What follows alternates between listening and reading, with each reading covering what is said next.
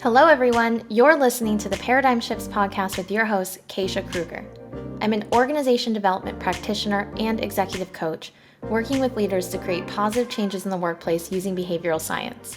My personal mission? Share science-based tools and leadership insights from the field that you can use in the workplace and beyond. Considering we spend about 3/4 of our lifetime at work, there is incredible science and organizational psychology that can be used to rethink the way we work, lead, and ultimately live. Join me as I speak with thought leaders and business leaders in practice, unpacking light bulb moments for paradigm shifts. Hey everyone, on this week's episode, we have the opportunity of speaking with Paola Pascual, a Director of Marketing and Content at Talera, and she is an experienced communication expert specializing in multicultural team collaboration and cross-cultural management. And we're going to chat with Paola around the role that communication plays in helping managers drive organizational change. For the past 10 years, Paola has applied her knowledge of communication and behavioral science across different startups and corporations.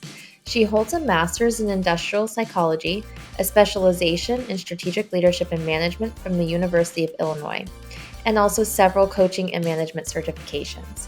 She co-hosts Talera Talks, a podcast with over 120,000 downloads, where working professionals around the world get communication tips they can immediately apply at work. For more information about Paola and her services, be sure to visit the show notes. Hello, Paola. How are you? Hi, Keisha. I'm great. Thank you so much for having me on your show. Absolutely. I'm so happy to have you here because communication is such a big topic and there's a breadth of information out there. And we really want to narrow it down specifically to a couple things. We've talked beforehand. We want to talk about specifically as it relates to communication, change, and also skills related to managers that would really help and tool them for making changes in the organization. Is that right? Yeah, absolutely. Mhm. So the first question I just want to kind of level set here is talk to me about the role that communication plays in helping managers drive organizational change.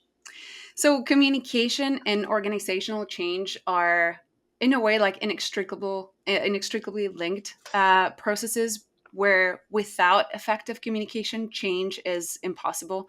I watched one of your episodes where you talked to, I think it was with Beth Harrison, where you talked about soft skills and how they're not really soft skills, they're harder skills. Hmm. I sometimes think of it as core skills. So without them, it's very, very difficult to actually do any job, and especially change communication. And I've from based on extensive research, I've seen how communication is a fundamental determinant in how change is understood, how it is interpreted, how it is managed by employees and by anyone involved. So it certainly plays a crucial role, and it's not only about information. It's really about motivation, collaboration, belonging. So there's so much into it, and we can get into the specifics. But the role of communication in change management is certainly important. Yeah, and why focus on managers today? Why are we focusing on them as the enablers of change and communication? Well, managers are such a crucial piece in organization and change management. They're almost like a lever Mm. where everything they do, they're the glue. And I think you said that in one of your podcasts, one of your previous episodes, that they're like the glue that brings the whole team together. And they have access to top leadership, but they're the ones actually in touch with the employees and people creating and adding value. So that's why it's so important. Oh, I love that you use the word lever. It's so true. And that kind of helps me mechanically think about it, tangibly think about it. You're what I would call a communication expert. And so, with some behavioral science background and education, and from that research perspective, what are the core communication skills that you would say positively impact an employee's, let's say, readiness or their ability to commit to a change, or maybe their attitude towards a change? Kind of getting at the science behind it. Yes. So there's after all the research that I did, I've read a lot about this topic, and there are five main core communication skills that would really help managers with change management. The first one, and it's one of my favorite ones because it's also a little tricky, is transparency. And I Mm. know it's a big topic that many people talk about. Transparency, it's important. And, without or with insufficient communication and information, change management is bound to fail. But then the tricky part comes when, how much is too much information, or how much should I share? Is there such a thing as communication overload? And I think here, my marketing background also comes into play a little bit, because it's really more about understanding, okay, what do they need to know? And what's in it for me? Why is this change happening? What does success look like? What is the North Star? And then be able to communicate that, and communicate it very often, because Ooh. sometimes, yeah, What do you mean by often? Like, what is the cadence you think that's appropriate, or does it depend? it depends. But we tend to assume that the information we know is obvious to others. And sometimes as managers, we spend time talking about the change, and what's going to happen, and how we're going to do it. And we spend so much time talking and thinking about it, that we think that the moment we convey that information for the first time, it's going to land well.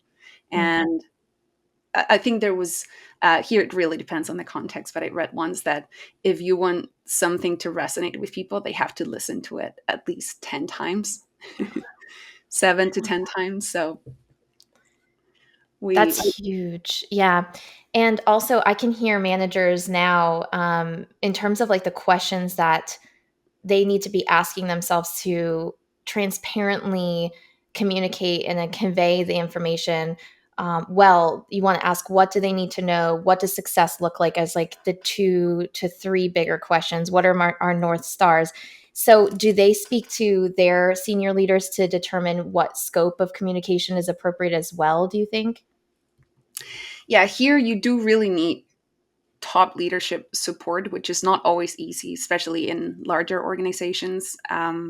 But the importance of it is massive. And the problem is that when people don't have enough information, they make it up. They make it up. Hmm. So you don't want that to happen, because we also have this negativity bias where, when we don't have all the information, we tend to make it up, but we tend to have this negative tendency of like, something bad's going to happen. And, when our manager tells us we need to talk, you don't expect, oh, I'm going to get a raise. You expect, oh, something's happened and I've done something bad. So the more information we're able to give our employees, the easier the whole transformation and change will be.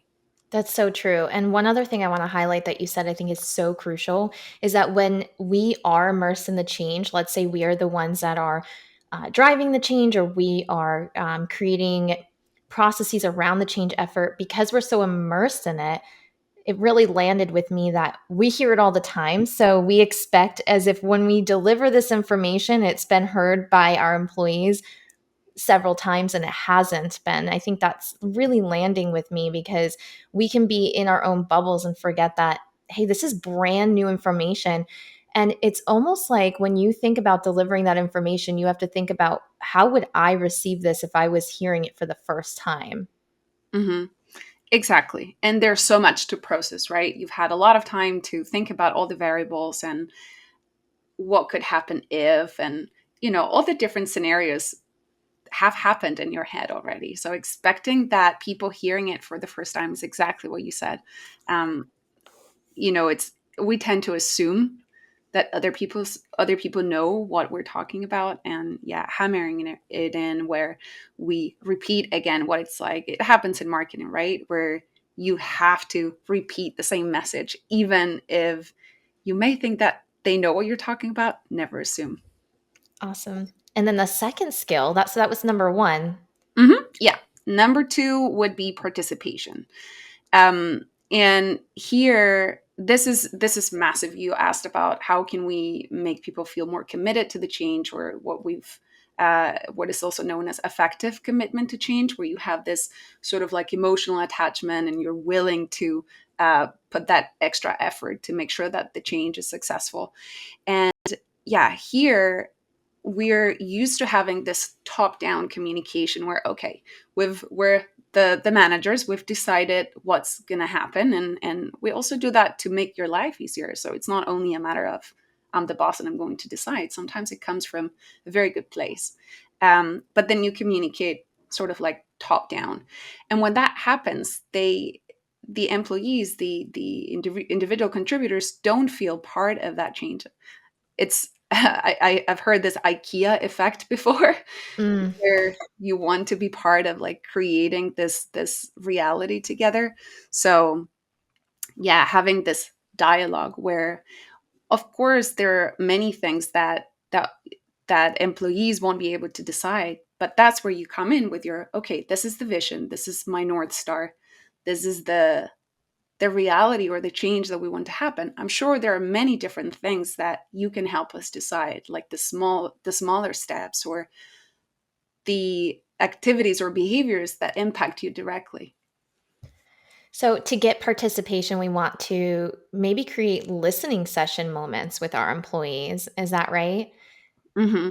Yeah. Asking them kind of think of it as like gathering input. We do this in OD all the time from a organizational whole systems approach. But if you can do it within your team and you can tap them and ask them for information and look at them as the experts of the change as well, because they're the ones being impacted, asking them for their thoughts and perspectives will really go a long way to helping inform how that change is kind of conveyed and also released. So that would that also lend itself to building that emotional attachment that I heard you talk about? 100%. Exactly. So you're part of the process, you're part of the whole situation. So you inevitably will feel more connected to it and more committed to the change. Amazing. So transparency number one, participation number two. What's number three? Number three is meaningful communication, which is like the version two of transparency. You've conveyed your message, but now you want to make it meaningful to the person. And yeah, here it's where you not only focus on, yeah, informing and educating, but also on motivating and making sure that people want to support that initiative. And here, the vision and the mission and storytelling come, like, they go a long way, where you really understand, okay, what are the motivations of my employees or my team members, and what can I do to make it relevant to them.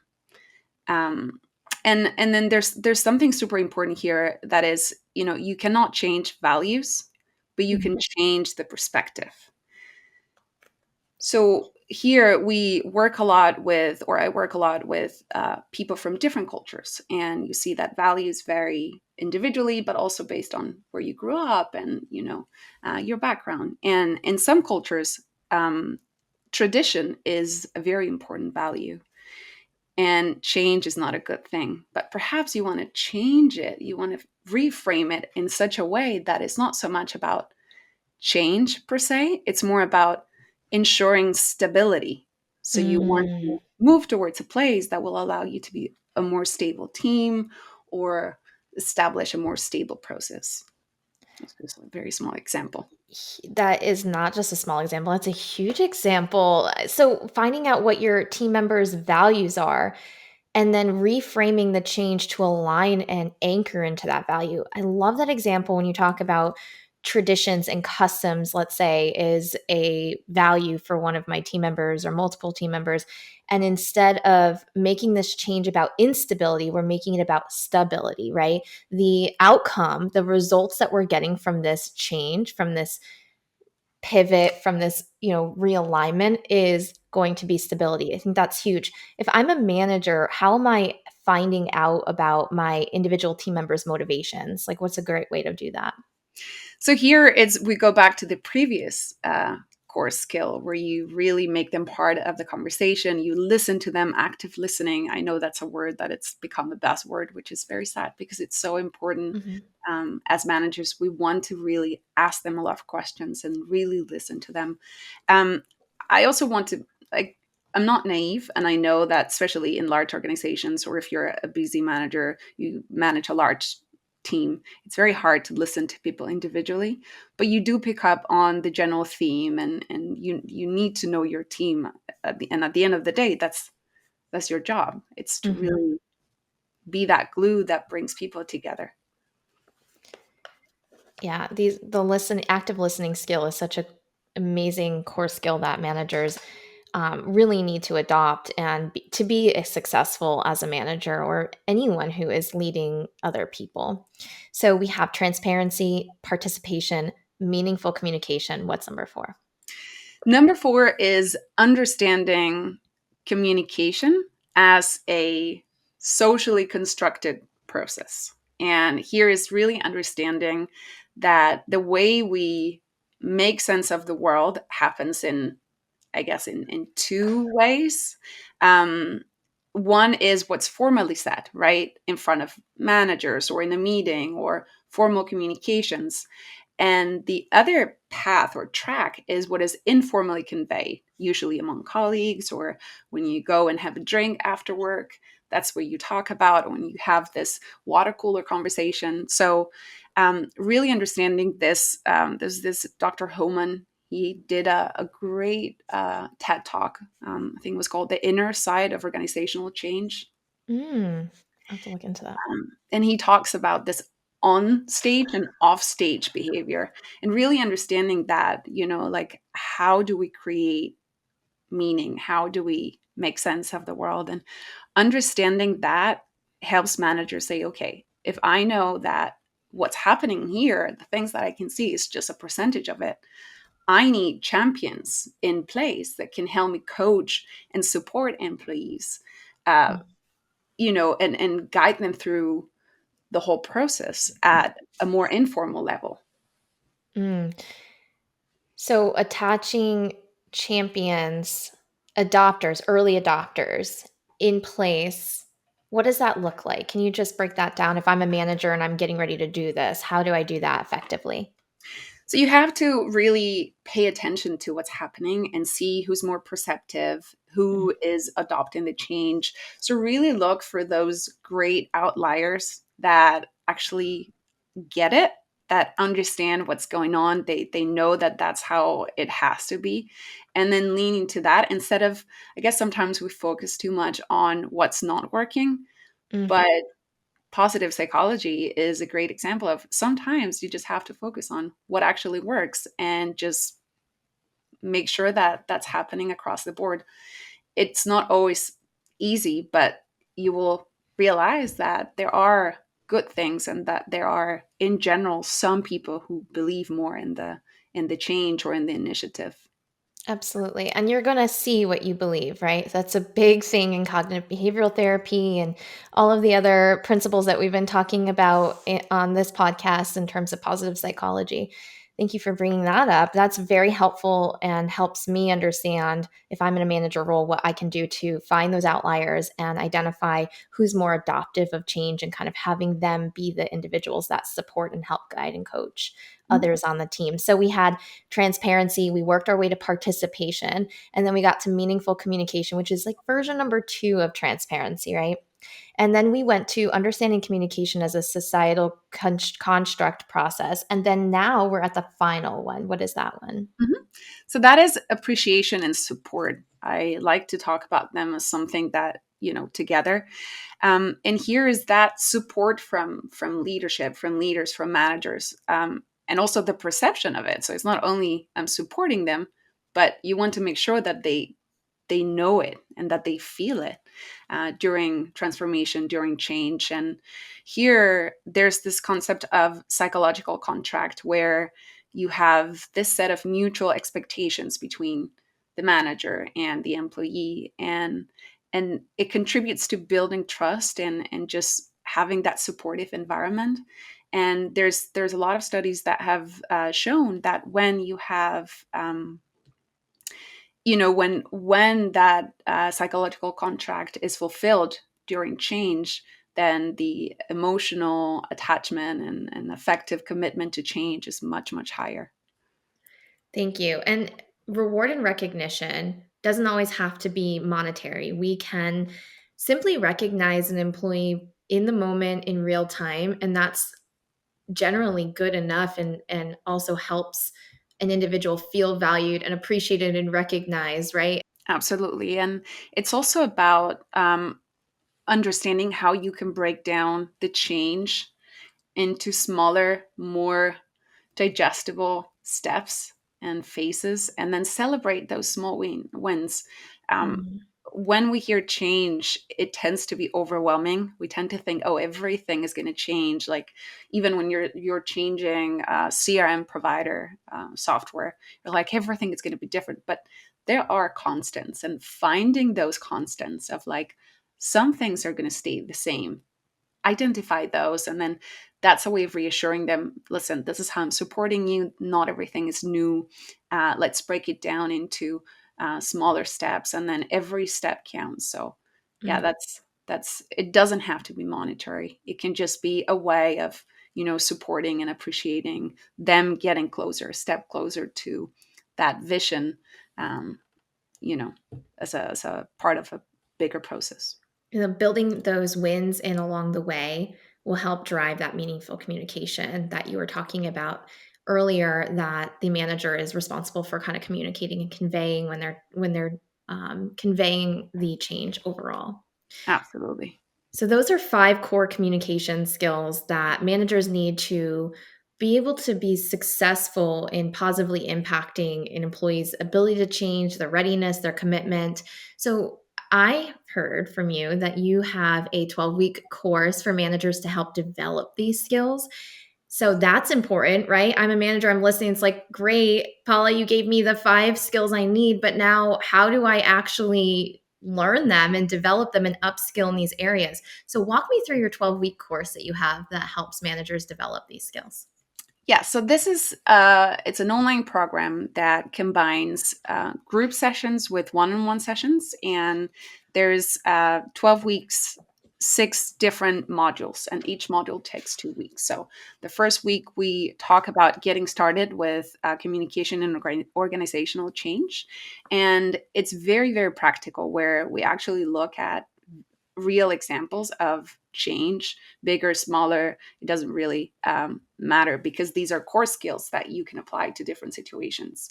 And yeah, here in the first 2 weeks, it's when we identify, okay, um, what is the change that you want to install or establish in your organization. We go through all the, like, even the classic change curve, employees attitudes toward change, the parts that you can do as a manager to influence that. And then the other weeks we walk through all the skills that we just talked about, like transparency, and how you can move from um, a more, um, there's this analogy that managers are almost like an umbrella, where you want to protect your employees from everything that's at the top. And Mm. sometimes that means I'm not going to convey everything because I think it's going to be worse. So where's that threshold? Where do I stop sharing? How much do I want to share? So here we work through all this. There's a lot of role play. We talk about participation, meaningful communication. So how to put together, how to craft a story that is meaningful and relevant to people in my team. How to identify those champions on the team, appreciation and support. We talk about tiny habits and atomic habits. What's the difference? How can we combine those ideas, great ideas, together?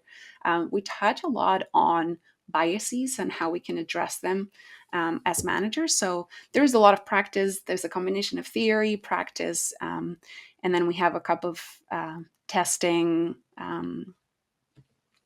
tools. That's something that it's people can choose whether they want to do it or not. I always find it very fun to see, um, to see So the like a results. before and after kind of. Exactly. That's awesome.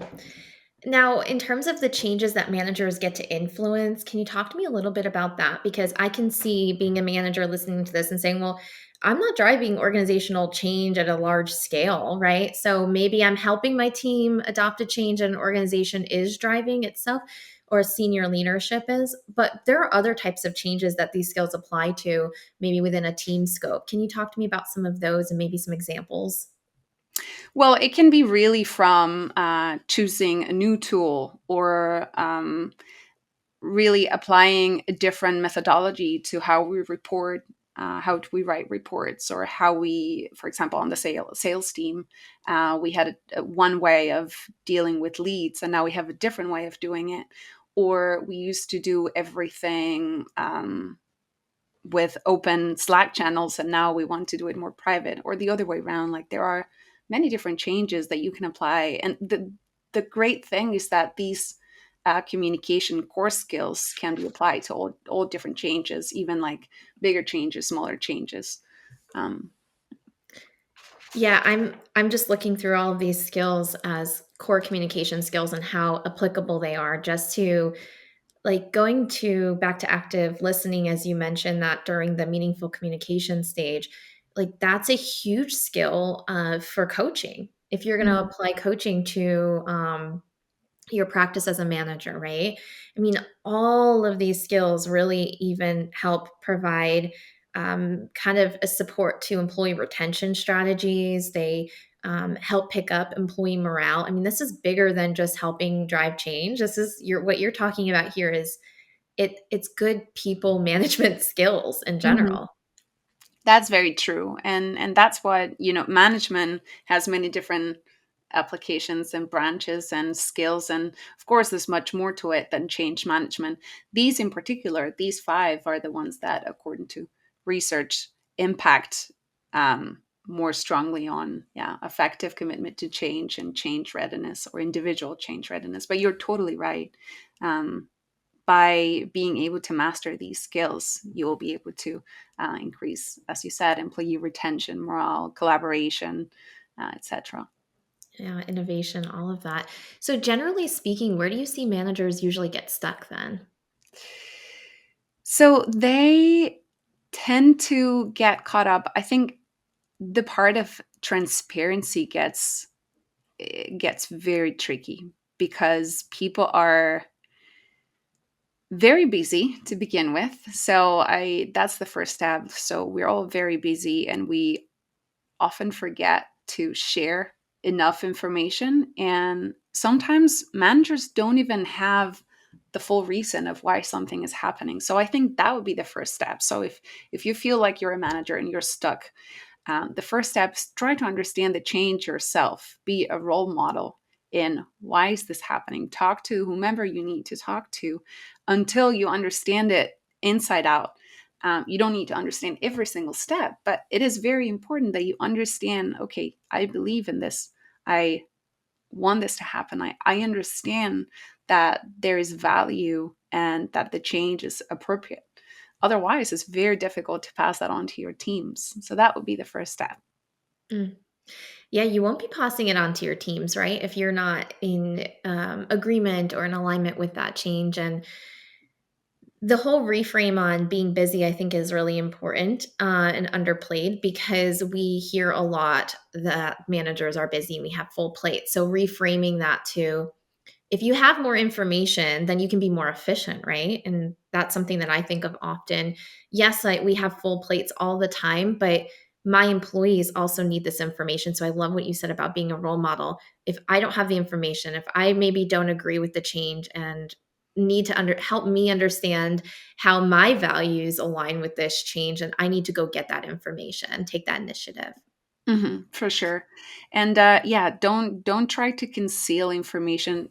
Be okay with telling your teams or team members that you don't have all the information. So being vulnerable is okay, as long as you have.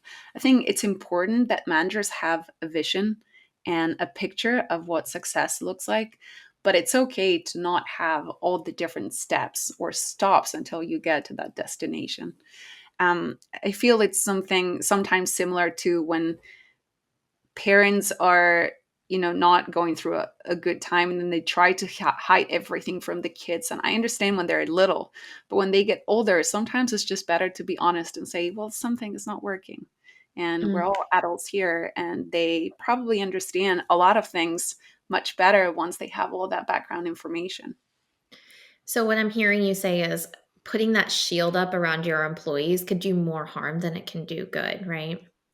Sometimes, yeah. So try to put yourself in the other person's shoes and see, okay, would I need this information? Would I be able to do anything with it? And if you would like to have, sometimes we think, oh yeah, I would like to have that information, but I don't want to pass it along because I don't think it's going to be good for them. Mm, Well, why is that? And just trying to go through that process internally. Why would I like to have this information, but I don't want my team members to have it? Um, mm. Yeah, because what I hear you say is we're not talking about passing information along for information's sake, and we're also not passing information along or communicating if we don't know the full truth of everything, right? Like we have the full picture. Because then, back to what you said earlier, with the lack of information that we have, we make assumptions, we fill it in with a negative biasy potentially. And so we want to be doing our due diligence and Mhm. being good role models, going and finding out the complete accurate information before any information is communicated. Absolutely. Yes, exactly that. If I'm a manager and I'm listening to this right now, and let's say I'm struggling with getting my employees to adopt a change, particularly, let's say, a change that the employees are not excited about, what do I need to do right now?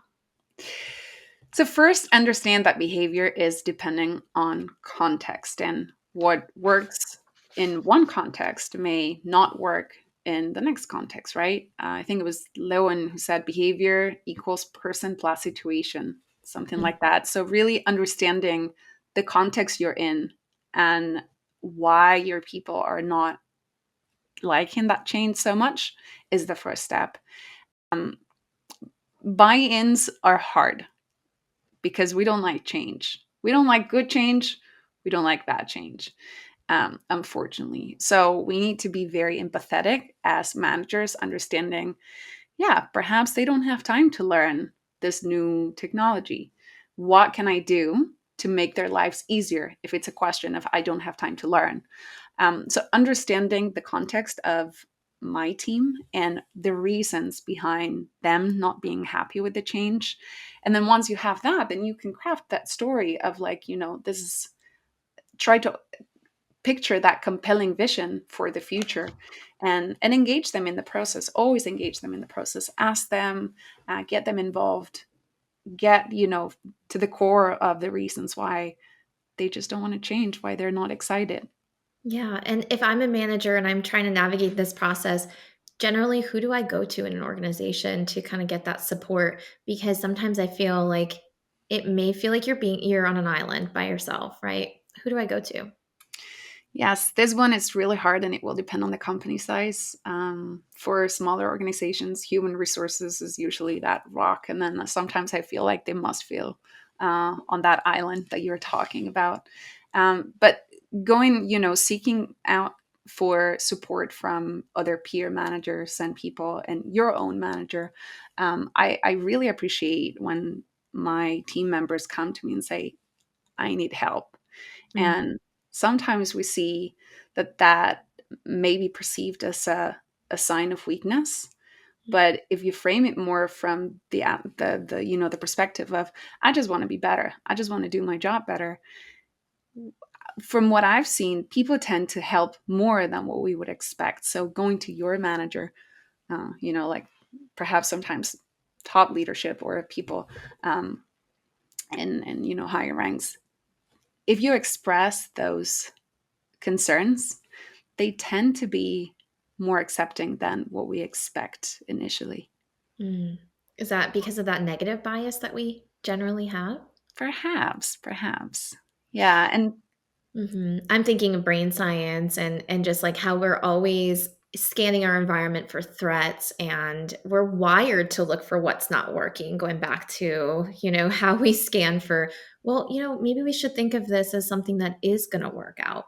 What if it works out? What if my manager supports me? Or what if this peer manager helps me more than I thought? Maybe they don't think I'm a burden, right? For me asking and leaning on them for help.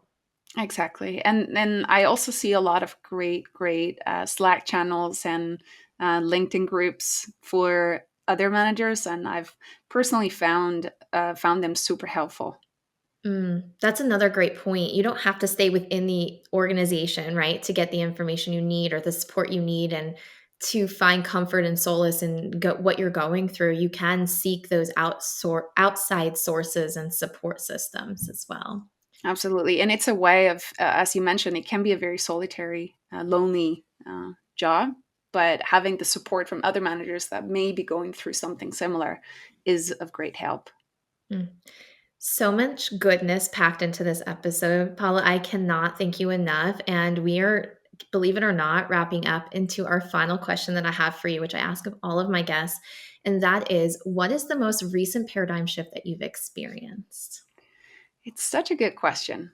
I love that you always ask that. I guess for me, the biggest shift that I've experienced is not to do with the topic that we're talking about, but it has to do with the market situation, and that is the change, especially in the tech industry, where I feel like there's been a big change. Like before, everything was about lavish perks to attract and retain talent. And there was so much around that, you know, a lot of benefits and Like gym memberships and exactly like ping pong tables, like it went very, very far. And I see how um, there's much more caution now. And the market is a little bit, I would say, sober in a way. I think that's the biggest shift. And it's usually like a pendulum. Of course, a few decades ago, the employer had a lot of power. And mm, then we were shifting in the last decade or so to the employee having all the power in the tech industry. I want to make this very clear. It's a very specific, yeah. industry. And now I feel like we're shifting back a little bit to something more in the middle where there is much more of a mutual contract and companies still need talent and knowledge workers, but it is changing. So I would say that would be one of the changes that I've seen lately that have impacted me. And I think it's going to change the way we think about organizational psychology. Mm. So much to unpack there, but we can talk more offline. Thank you so much for everything. And if you're a manager, you're listening to this, write down in a review or a comment what you've learned from Paula today around those core communication skills. And of course, all of the information for Paula is in the show notes. Thank you so much, Paula. Thank you so much. Thank you so much for tuning into this week's episode. If you enjoyed this conversation, don't forget to leave a review, rate, and subscribe wherever you're listening. If you know a business leader in practice or friend who you think would be interested in this episode, please consider sharing it with them. I am so grateful for your support. For more updates, you can follow us at Paradigm Shifts Podcast on Instagram. See you on the next episode.